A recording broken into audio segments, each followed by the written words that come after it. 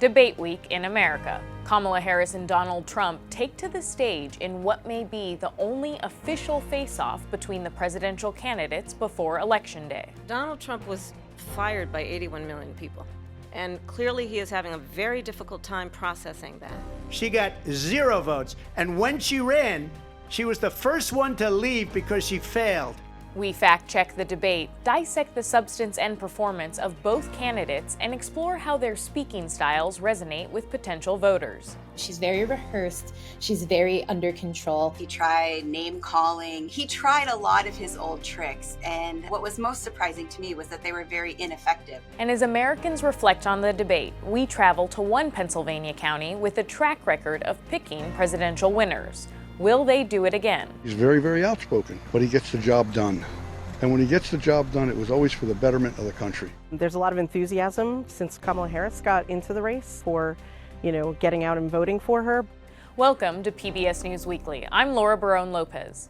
Tens of millions of Americans tuned in Tuesday to the first presidential debate between Vice President Kamala Harris and former President Donald Trump. In what may be the only face-off between the nominees, Harris tried to walk a fine line between being an incumbent of sorts and a change agent. The former president, meanwhile, repeatedly lied about migrants, the 2020 election, and Democrats' abortion policies. Kamala Harris, let's have a good debate. Have fun. The night began cordially, before the gloves came off. World leaders are laughing at Donald Trump. I have talked with military leaders, some of whom worked with you, and they say you're a disgrace. She got 0 votes, and when she ran, she was the first one to leave because she failed. It was their first face-to-face meeting, and their first head-to-head clash on the issues, like on the economy. I have a plan, $6,000 for young families for the first year of your child's life to help you in that most critical stage of your child's development. I have a plan. She copied Biden's plan, and it's like 4 sentences, like run, spot, run. 4 sentences that are just, we'll try and lower taxes. The former president tried to link Harris to President Biden. She is Biden. She's trying to get away from Biden. I don't know the gentleman, she says. She is Biden. Clearly, I am not Joe Biden, and I am certainly not Donald Trump. And Harris, a former prosecutor, repeatedly baited Trump. They're so clear, they can manipulate you with flattery and favors. From highlighting his fondness of dictators to needling Trump about the crowd size at his rallies. I'm going to invite you to attend one of Donald Trump's rallies, because it's a really interesting thing to watch. You will see during the course of his rallies, he talks about fictional characters like Hannibal Lecter. He will talk about windmills cause cancer. And what you will also notice is that people start leaving his rallies early out of exhaustion and boredom. People don't leave my rallies. We have the biggest rallies, the most incredible rallies in the history of politics. That's because people want to take their country back. For much of the night, Trump was on defense, not answering whether he'd sign or veto a national abortion ban. If I could just get a yes or no, because your running mate, J.D. Vance, has said that you would veto it if it did come to your desk. Well, I didn't discuss it with J.D. in all fairness. Look, we don't have to discuss it. Refusing to say if he thought defending Ukraine against Russia was in America's national security interests. I want to ask you a very simple question tonight. Do you want Ukraine to win this war? I want the war to stop. I want to save lives that are being people being killed by the millions. It's the millions. Just to clarify in the question, do you believe it's in the U.S. best interest for Ukraine to win this war, yes or no? I think it's the U.S. best interest to get this war finished and just get it done. And taking no responsibility for his role in the January 6th attack on the Capitol. Is there anything you regret about what you did on that day? Yes or no? I had nothing to do with that other than they asked me to make a speech. Vice President Harris used that moment to appeal to undecided voters.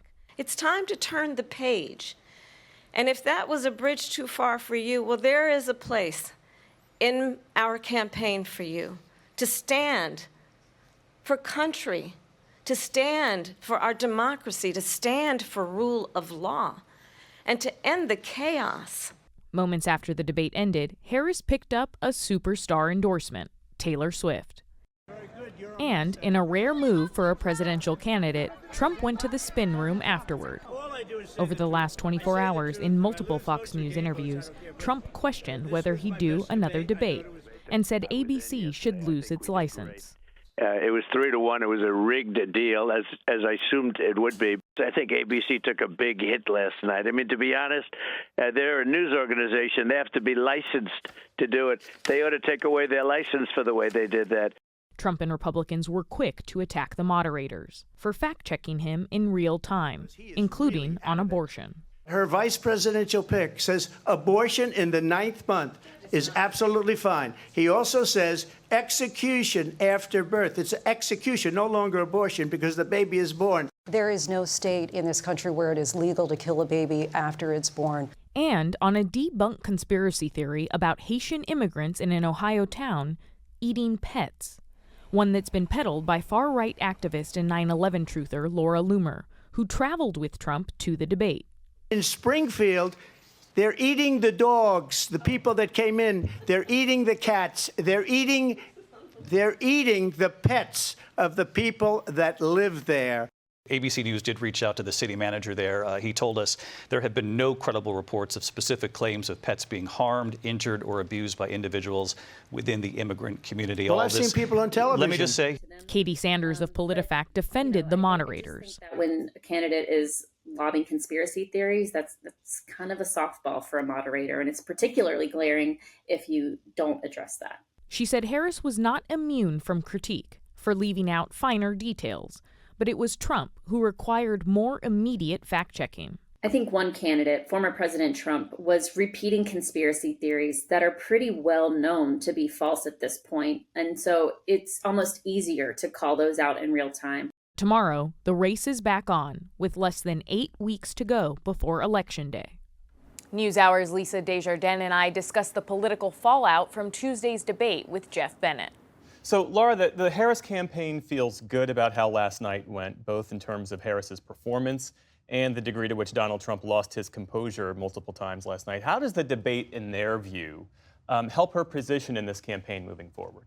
Well, the campaign feels as though it helps her immensely, that essentially the momentum she has had since she jumped into the race, they feel as though it's only going to be furthered by the debate. And that's what a lot of Democrats that I spoke to said. They feel as though it's totally different than how they felt after that June debate between President Biden and Donald Trump. They particularly pointed out direct appeals that they feel Harris was wise to make to key voting blocs, specifically appealing to women on abortion, appealing to centrists and undecideds on January 6th, as we reported, and also a direct appeal to some 800,000 Polish Americans in Pennsylvania itself, specifically in her defense of Ukraine. And I also spoke to Jeff Duncan, a former lieutenant governor of Georgia, one of those Republicans that is backing Harris, and he said that Harris is making it hard for level-headed Republicans to vote for Trump again and is giving them a strong permission structure to vote for her.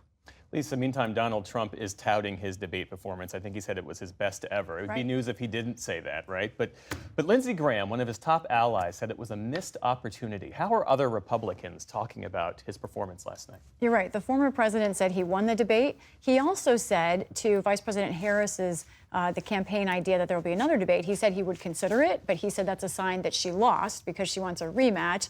I haven't heard anyone else say that except for the former president. But you're right. From other Republicans, there are three reactions. One, silence. And I will say that is the majority reaction that I found even talking to members of Congress today and trying to reach out to their offices. The other reaction that you hear, some are saying, well, there should have been more details from Harris. Maybe the moderators were the problem, finding some other thing to talk about. But there is a significant amount, like Senator Lindsey Graham, who are saying this was a missed opportunity. And it's significant to understand what the problems might be for them. Let's look at the polling that we have from our PBS NPR Marist poll just this week about where the generic congressional ballot would go. It is split almost right down the middle, whether people would vote for a generic Republican or Democrat for Congress. But look at that 8% undecided.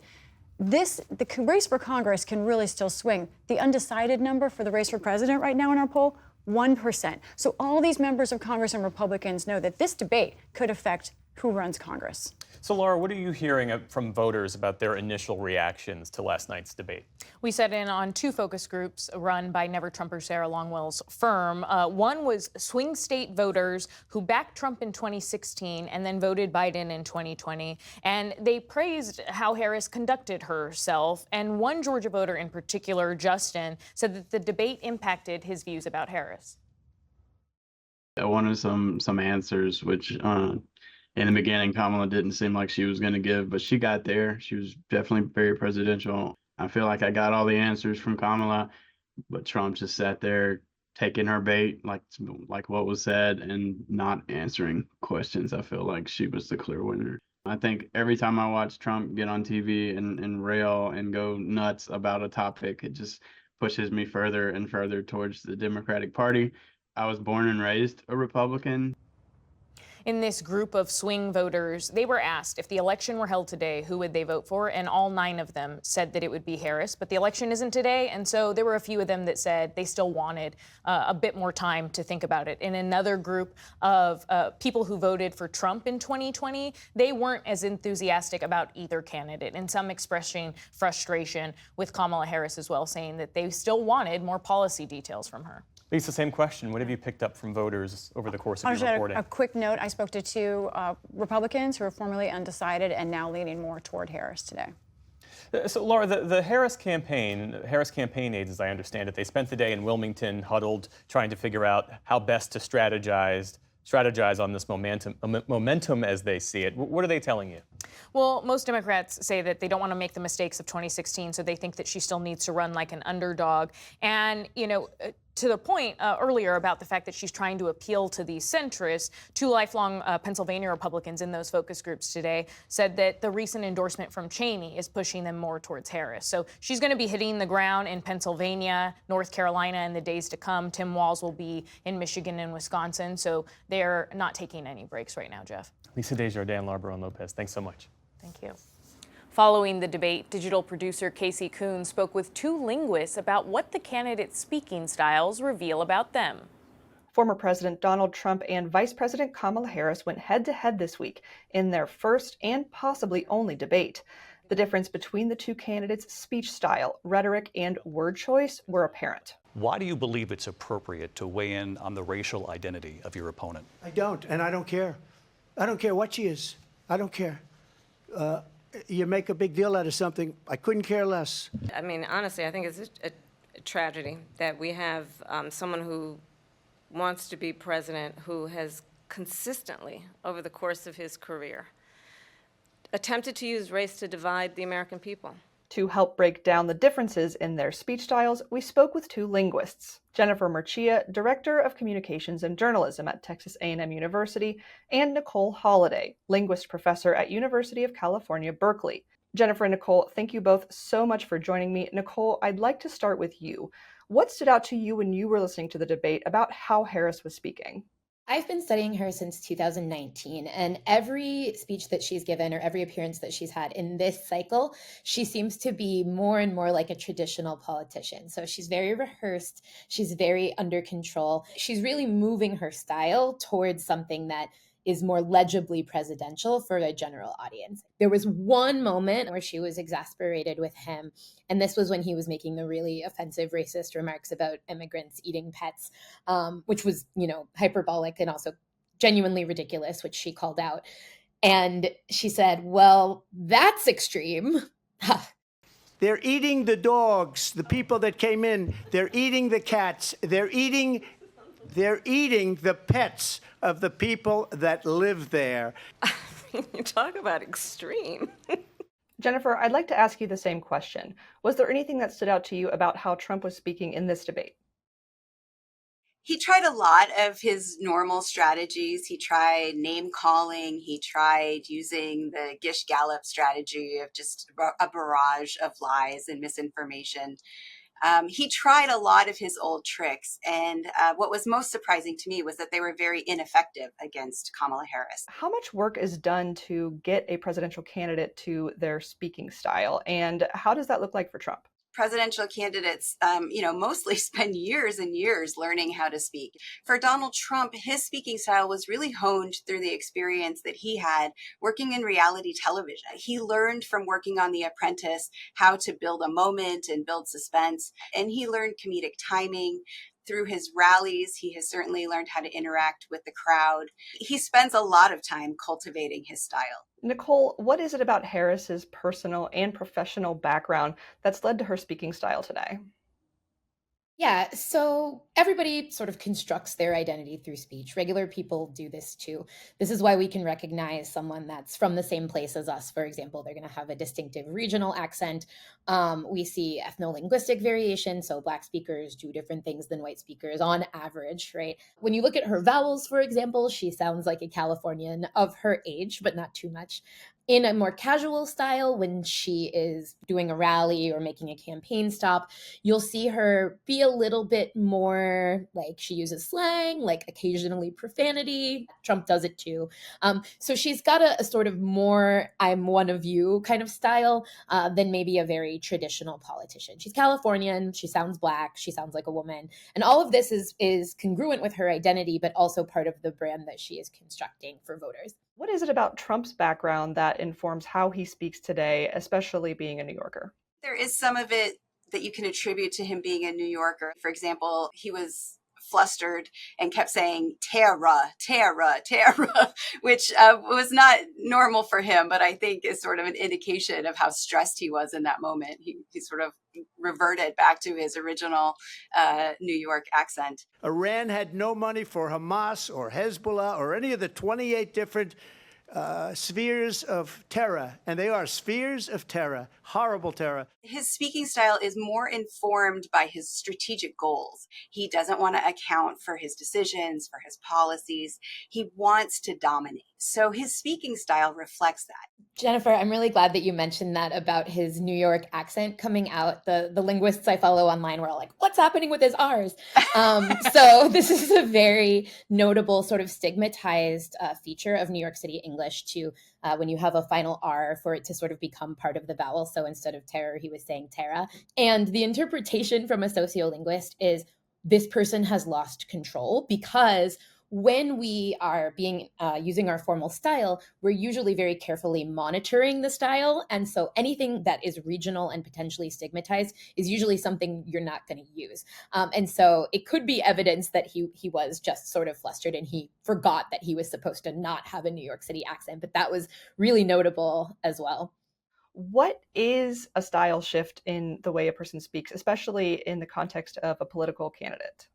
The idea that you can have a more narrow range of style is usually a reflection of some linguistic and social privilege. When I've been talking with Black speakers and interacting with folks online, everyone's saying, well, duh, like every professional Black person in America knows how to use different styles when they are talking to white audiences versus Black audiences. We have lots of literature on this. So part of what's happened is the Trump campaign has seized on this stylistic difference that they see Harris do and tried to say that it's evidence of her inauthenticity. But it's not, right? It's just that she's a person that has had to learn to have different styles because of her background, because of her biography. And indeed, it's linguistically effective and pro-social to sound more like the audience that you're talking to in any given setting. Why does it matter that we even talk about how a person speaks, especially when it's a presidential candidate? So there are ways to communicate that are democratic. Inviting people to be persuaded, asking them to think like you do, to believe or value the things that you believe and value, to feel like you feel. That's an invitation. There are other ways to communicate which are completely authoritarian. And those are things like coercion and manipulation and propaganda. And so it's incredibly important as we examine, a potential leader of this nation to think about how they communicate and what that tells us about their commitment to democracy or to other forms of government. Nicole, I'd like to ask you the same thing. Why does it matter that we talk about how Harris speaks? Yeah, I agree with a lot of what Jennifer said. From my perspective, right, I tend to study these kind of micro level things, so like the vowels, the tone, and stuff like that. Everything about who we are comes out when we do that level of analysis. And so this has worked for and against candidates in the past. It could be a very large liability for voters to hear her as sounding Black. So she has to really walk this line of, I need to be legible to you, even though my identity as a multiracial person, as a child of immigrants, as a Californian, might not be so familiar. We're not used to listening to someone in power like her, or many Americans are not used to listening to someone like her. So she has to invent the way that a person with her biography sounds presidential. Jennifer Murcia with Texas A&M University and Nicole Holiday with UC Berkeley. Thank you both so much for joining me. Thank you. Thank you. Tuesday's presidential debate took place in Philadelphia, in a crucial swing state that could determine who wins the White House. Lisa recently traveled to one Pennsylvania county with a track record of picking the winner. Drive down a gravel road just past a cornfield, and you will find how Vice President Harris plans to win the election. If someone says, they're concerned about reproductive health care, you want to talk about Kamala Harris's opinions on that. In swing Northampton County, Pennsylvania, Democratic volunteers meet weekly to strategize before hitting the streets and pushing every way they can for Harris. Hello, my name is Vanessa, and I'm a volunteer with the Harris campaign. There's a lot of enthusiasm since Kamala Harris got into the race for getting out and voting for her, but I think people are very, concerned. It's such a close race. Help people get involved more and help people work to save America. Several miles away in Northampton County, Republicans too are gathering for voter outreach. In one room, we see the span of the MAGA coalition, some focused on Trump as a strong leader, at least two others on conspiracies. Among the things this woman told us is that Joe Biden is actually dead, replaced by a fake. For Rodney Nace, it's about Trump's track record. He voted for Barack Obama once, but is now all in on Donald Trump. He's very, very outspoken. I could be too if I get wound up, but he gets the job done. And when he gets the job done, it was always for the betterment of the country. Of the 3,000 counties in the country, just 25 of them voted with the winner in the last 4 presidential elections. Of the tiny amount in swing states, Northampton County was the closest in 2020. It voted for Joe Biden by less than 1 point. These are the steel stacks. Lifelong resident Carlos Diaz grew up with the lights of the Bethlehem steel plant. Every night, blue flames would shoot out of that.